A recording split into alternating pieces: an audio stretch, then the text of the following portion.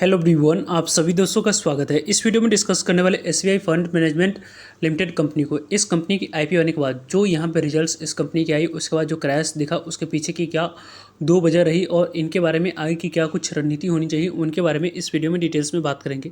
So video को अंत तक देखिएगा और ऐसे ही daily IPO grey market premium से जुड़ी अपडेट के लिए चैनल को सब्सक्राइब कर लीजिए। साथ ही कमेंट्स में टेलीग्राम ग्रुप का लिंक दिया गया है, वहाँ भी जुड़ सकते हो टाइम पे अपडेट के लिए। फर्स्ट ऑफ ऑल, कल के डेट में निफ्टी की यदि हम लोग बात करते हैं तो निफ्टी में यहाँ पे लगभग 1.23% की गिरावट दिखी थी। इसकी भी वजह रही जिसके कारण से आपको एसबीआई फंड मैनेजमेंट कंपनी के बारे में बात करते हैं, वहाँ पे गिरावट हम लोग को दिखी थी। और निफ्टी में आज के डेट में यदि हम लोग डिस्कस करते हैं तो यहाँ पे आपको आज के डेट में लगभग पॉजिटिव क्लोजिंग यहाँ पे रही है। लगभग प्रीवियस क्लोजिंग के आसपास यहाँ पे आपको इस कंपनी की निफ्टी की आज की क्लोजिंग रही है। यहाँ पे निफ्टी में आप देख सकते हैं कि लगभग आपको यहाँ पे लगभग 0.04% की तेज़ी के साथ आज के डेट में यहाँ पे लगभग आपको यहाँ पे 24,624 पे यहाँ पे क्लोजिंग रही है। जिस तरीके की जैसी यहाँ पे क्लोजिंग रही है वो एक पॉजिटिव क्लोजिंग के तौर पे यहाँ पे देखी जा सकती है।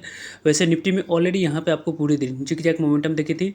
यहाँ पे किस तरीके कैसी यहाँ पे अप्स एंड डाउन्स दिख रहा था वो आप देख सकते हैं। फिर लास्ट आवर में रिकवरी के साथ यहाँ पे क्लोजिंग होते हुए दिखी है।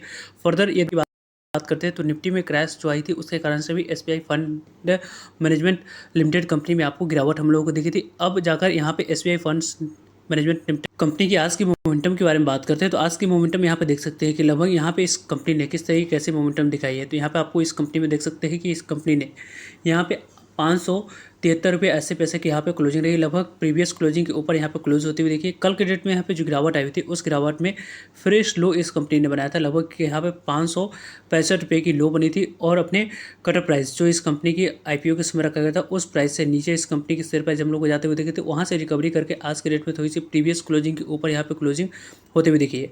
यदि हम लोग डिस्कस करें इस कंपनी में तो यहाँ पे हम लोगों ने की जो एक्सपेक्टेशन थी वैसी एक्सपेक्टेशन ये वाई एन वाई बेस पर इस कंपनी के क्वार्टरली नंबर्स में हम लोग को नहीं दिखी थी, लेकिन क्यू एन क्यू बेस पर यहाँ पे कंपनी ने अच्छी आउट परफॉर्म करके दिखाई थी। यदि हम लोग उस डिटेल्स में देखते हैं तो यदि इस कंपनी को क्वार्टरली नंबर्स को तो यहाँ पे इस कंपनी की जो मार्केट कैप है वो आप लोगों को 1,16,689 करोड़ की यहाँ पे टोटल मार्केट कैप दिख रही है। इसकी करंट प्राइस के अकॉर्डिंग मार्केट कैप इस कंपनी की लगभग 1,16,000 करोड़ की है। इसकी जो प्राइस टू अर्निंग हम लोग को दिख रही है अपनी इंडस्ट्री की एवरेज प्राइस टू अर्निंग से यहाँ पे नीचे कारोबार करती हुई दिख रही है। इंडस्ट्री की एवरेज प्राइस टू अर्निंग 37.5 की है, इसकी 37.7 की है, जो कि वैल्यूएशन वाइज यहाँ पे अभी इस कंपनी की और गिरावट आती है 500 के पास आती है, 500 के नीचे आती है। तो अट्रैक्टिव वैल्यूएशन पर इस कंपनी की बात करें तो यहाँ पे 500 के नीचे या 500 के आसपास यहाँ पे इस कंपनी की वैल्यूएशन वाइज अट्रैक्टिव मानी जाएगी। क्योंकि कंपनी की आरओई की बात करते हैं तो यहाँ पे कंपनी के रिटर्न ऑन इक्विटी में आप देख सकते हैं 43% के पास है। रिटर्न ऑन कैपिटल एम्प्लॉयड के बारे में बात करें 56.5% के पास है। और इंडस्ट्री की प्राइस टर्निंग आप देख सकते हैं 37.5 की दिख रही है। वैल्यूएशन वाइज कंपनी काफ़ी अच्छी साउंड कर रही है। यदि हम लोग इस कंपनी को ओवरऑल क्वार्टरली नंबर्स जो कि इस कंपनी के द्वारा यहाँ पर रिपोर्ट किया गया था पूरी तरीके से कंसोलिडेटेड क्वार्टरली नंबर से रुपीज़ इन करोड़ में यहाँ पर कंपनी क्वार्टरली नंबर्स यहाँ पर रिपोर्ट किया गया है। इस कंपनी की यदि हम लोग डिस्कस करते हैं कंपनी के रेवेन्यू के बारे में बात करें तो यहाँ पे कंपनी के रेवेन्यू 1153 करोड़ के पास थी। देन यहाँ पे 1139 करोड़ के 1001 करोड़ के पास थी। यहाँ से कंसिस्टेंट कंपनी के रेवेन्यू के बारे में बात करते हैं तो यहाँ पे कंपनी के रेवेन्यू लगातार कंसिस्टेंट यहाँ पे बढ़ी है।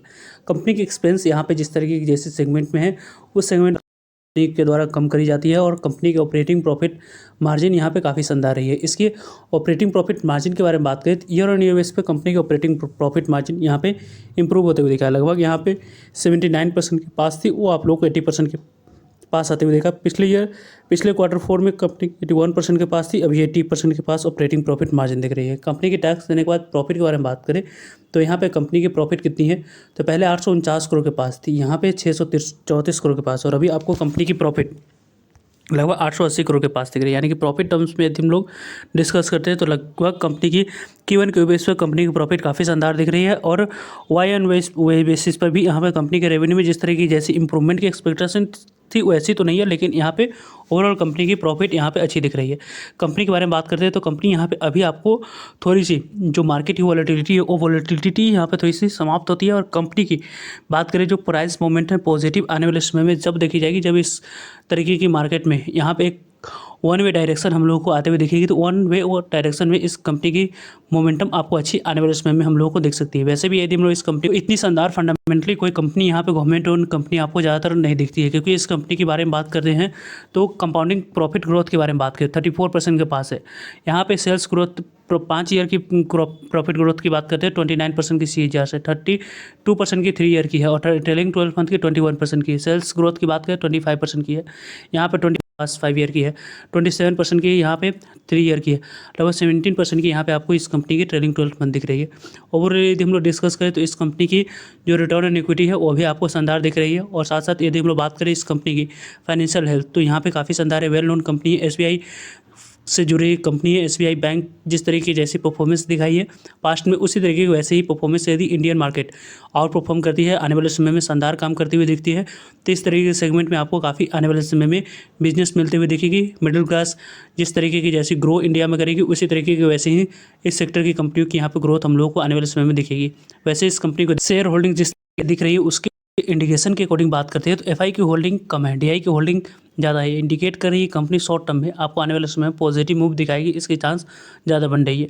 पर्सनली आप मुझसे पूछोगे तो मैंने आईपीओ के समय जो यहाँ पे अप्लाई किया था उसको यहाँ पे होल्ड कर रखा हो। आने वाले समय में इस कंपनी को 6 महीने से लेकर साल भर के टाइम पीरियड के लिए मैंने होल्ड कर रखा हूँ। आप लोगों की क्या ओपिनियन है, किस तरीके से कैसे इस कंपनी को होल्ड कर रखें या सेल कर दिए, कमेंट्स करके बता सकते हैं। कि इस कंपनी के बारे में पहले भी हम लोगों ने डिस्कस किया था कि यहाँ पे इस कंपनी की बेस फॉर्म होते हुए दिख रही है। अभी तो कंपनी जब तक 600 के ऊपर जाती हुई नहीं दिखती है और सस्टेन नहीं करती है, तब तक यहाँ पे ऊपरी लेवल चीज़ के ऊपर जाकर यहाँ पे ब्रेकआउट के बाद ऊपरी लेवल पे सस्टेन करेगी, तो जाकर इस कंपनी में आने वाले समय में price momentum positive in future दिख सकती है।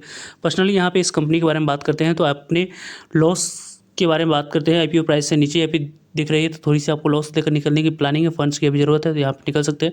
6 महीने साल भर की टाइम पीरियड के अनुसार से दिख रहे हैं तो यहाँ पे होल्ड करने की प्लानिंग कर सकते हैं। अपने रिस्क टू रिवॉर्ड के अनुसार से स्टॉप लॉस को भी यहाँ पे फिक्स कर सकते हैं। आई होप आपके लिए सारे इन्फॉर्मेशन यूजफुल है। वीडियो को लाइक, चैनल को सब्सक्राइब और शेयर करने के लिए आप सभी का धन्यवाद। मिलते हैं एक नए इन्फॉर्मेटिव वीडियो में, तब तक लीजिए जय।